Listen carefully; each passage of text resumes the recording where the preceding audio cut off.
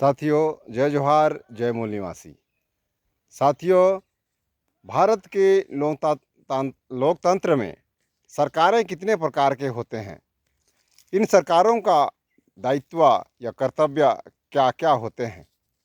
साथियों, आज सरकारों के संबंध में कई बहसबाजियाँ चलती रहती है कि ये सरकार तो वो सरकार, मेरा सरकार तो तेरा सरकार, दाएं सरकार तो बाएं सरकार, ऊपर सरकार और नीचे सरकार, जहां देखो वहां सरकार ही सरकार। तो गैर सरकार कौन है? तो आइए हम इसे जानने की कोशिश करें। साथियों, भारत एक लोकतांत्रिक देश है और इस लोकतांत्रिक व्यवस्था में त्रिस्तर की सरकारें होती हैं। जैसे कि पहला है भारत सरकार या केंद्रीय सरकार। सरकार का मुखिया प्रधानमंत्री होता है और साथ में राष्ट्रपति होते हैं, जिसका प्रशासन पूरे देश में चलता है। पूरे राष्ट्र का अपना सीमा होता है। केंद्र सरकार के पास व्यवस्थापिका, कार्यपालिका, न्यायपालिका एवं मीडिया हुआ करते हैं। इसके पास केंद्रीय मंत्रिमंडल होते हैं। सभी विभागों के माध्यम से कार्य संचालन किया जाता है। सभी प्रकार के आवश्यक समितियों का गठन किया जाता है। राष्ट्र की सुरक्षा के लिए केंद्रीय रिजर्व बल एवं केंद्रीय ट्रेजरी बनाई जाती है।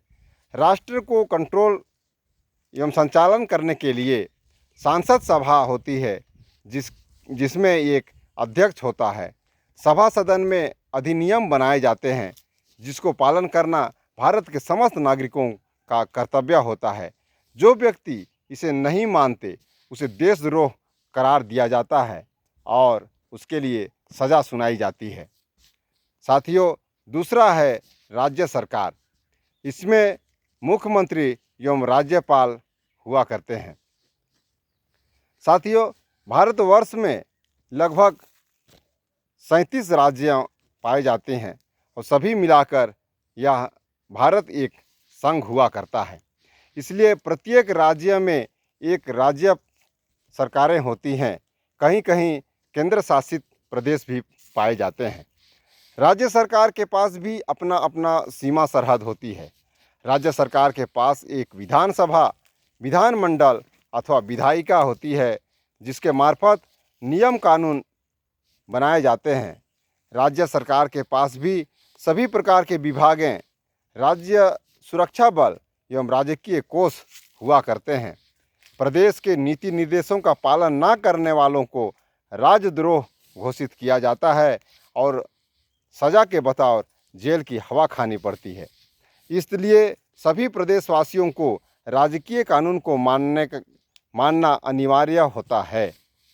साथियों, तीसरा है सबसे बड़ी एवं अंतिम सरकार और वो है गांव सरकार, जिसका मुखिया पंचायत राज में सरपंच होता है और पेशा कानून में ग्राम सभा अध्यक्ष होता है।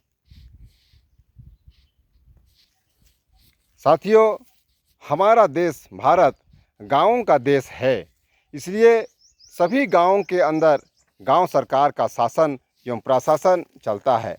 सभी गांवों का अपना सिवान होता है। सीमा क्षेत्र अंतर्गत आने वाले समस्त जल, जंगल, जमीन एवं खनिज गांव सरकार के अधीनस्थ होते हैं। प्रत्येक गांव में एक ग्राम सभा होती है, जिसका प्रमुख को ग्राम सभा अध्यक्ष कहते हैं। गांव सरकार का भी अपना मंत्रिमंडल होता है, ग्राम पंचायत होता है, सरपंच, उप सरपंच एवं पंचगण हुआ करते हैं। प्रत्येक गांव में भी गांव कोष होता है। 18 वर्ष से अधिक गांव के समस्त नागरिक ग्राम सभा के सदस्य हुआ करते हैं। ग्राम सभा में प्रस्ताव पारित किए बगैर कोई भी कार्यवाही अथवा कार्य नहीं किया जा सकता है। जो लोग पारित प्रस्ताव का अवमानना करते हैं, उन्हें गांव द्रोही घोषित कर गांव बहिष्कार किया जा सकता है। गांव सरकार के बारे में अलग से एक वीडियो बनाया जाएगा, आप इसे ज़रूर देखिएगा। साथियों, इस तरह त्रिस्तरीय सरकार प्रणाली का कर्तव्य शासन एवं प्रशासन एवं जिम्मेदारी यह है कि वह अपने अपने सीमा क्षेत्र अंतर्गत शांति, न्याय एवं सुशासन की व्यवस्था करे। किंतु खेद के साथ ये कहना पड़ रहा है कि आज कोई भी सरकार अपने दायित्वों का निर्वहन बाखूबी से नहीं कर रहा है। इसका भी कारण हमें जानना और समझना ज़रूरी है। पहला है व्यक्तिगत सरकार। आज चाहे सरकार कोई भी हो, सब व्यक्ति के नाम से जाने जाते हैं। जैसे कि केंद्र में मोदी सरकार, छत्तीसगढ़ में साय सरकार और यूपी में योगी सरकार। इस तरह व्यक्ति आज मनमाने तौर पे राजपाट चला रहा है। दूसरा है धर्म सरकार। साथियों, यह जानकर यकीन नहीं होगा कि आज हमारे देश में एक दूसरे नंबर की सरकार अपना रूप धारण कर लिया है, जिसका नाम है धर्म सरकार। इसके लिए धर्म सांसद का गठन भी किया जा रहा है। जो धर्म लोगों की सेवा करने के लिए था, आज यह सत्ता और राजनीति में भाग जो नहीं लेता था, आज वे सभी सत्ता के दीवाने बन गए हैं। यानी कि अब धर्म भी आज एक धार्मिक पार्टियों के रूप में काम कर रहा है। यानी जिस धर्म का सत्ता पर काबिज हो, सिर्फ उसी की सुनी जाएगी, बाकी सर पटक दो, कोई सुनवाई नहीं। भारत में हिंदू धर्म का हिंदू राष्ट्र इसका ज्वलंत उदाहरण है। साथियों, तीसरा है पार्टियों का सरकार। आज भारत में कई राजनीतिक पार्टियों का गठन किया जा चुका है और हर पार्टी अपना अपना कैंडिडेट चुनाव मैदान में उतारता है और जो जीतता उसी का सरकार बनता है। जैसे भाजपा का भाजपा सरकार, कांग्रेस सरकार इत्यादि।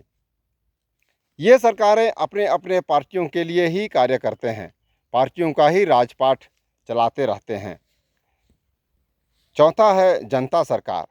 इधर जनता भी अपने आप को सरकार से कम नहीं मानती है, इसलिए जनता का संगठन बनाकर अन्याय, अत्याचार, भ्रष्टाचार के विरोध में रैलियां, जुलूस, धरना प्रदर्शन, भारत बंद करके सरकार को मनवाने में कामयाब हो जाता है और सरकार पर अपना दबाव बनाकर अपना कार्य कराने में सफल होते हैं, जहां संगठन की ताकत से अपना राजपाट चलाने का प्रयास किया जाता है। पांचवा है प्रतिनिधि सरकार। साथियों, ये कितनी अजीब सी बात है कि हम जिसे अपना प्रतिनिधि बनाते हैं वही हमारा सरकार बन जाता है और हम पर यानी बनाने वाले पर ही उल्टा सीधा राज करते रहता है, अपने सारे गलतियों पर पर्दा डालते रहता है। साथियों, छठवां है कर्मचारी सरकार। कर्मचारी जनता का सेवक होते हैं, किंतु आज हर कर्मचारी जनता पर राज करना चाहता है, अपना हुकूमत चलाता है, डराता है, धमकाता है, जेल की चक्की पिसवा देता है। इधर आम नागरिक सरकार को तो कभी देखा नहीं, कानून कभी पढ़ा नहीं, इन्हीं को अपना सरकार मान बैठते हैं, जिनके खौफ से तो हमारे दुश्मन भी बचे रहे। इस तरह सरकार का रूप स्वरूप सब बदल गया है। लोकतंत्र राजतंत्र बन गया है, समाजवाद व्यक्तिवाद में परिणत हो गया है। तानाशाही, साम्राज्यवादी, पूंजीवादी, अन्यायी व्यवस्था ने सभी सरकारों को जकड़ रखा है। यदि इसे आज़ादी पाना है तो एक ही मार्ग है, व्यवस्था परिवर्तन। व्यवस्था परिवर्तन किए बगैर हम सरकारों से कोई भी उम्मीद नहीं कर सकते हैं। इसलिए यदि आप इसे बदलना चाहते हैं तो आइए व्यवस्था परिवर्तन के मुहिम में वामसेब से जुड़िए, अन्यथा कई सरकारों की चक्की पीसते रहेंगे। यदि सरकार की चक्की से बचना है तो इस वीडियो को ज़्यादा से ज़्यादा शेयर करिए, मेरे इस चैनल को सब्सक्राइब कर दीजिए और हमारे इस कार्य में आप अपना बहुमूल्य योगदान दीजिए। इसी आशा विश्वास के साथ मैं अपने वाणी को विराम देता हूँ। जय जोहार, जय मूल निवासी।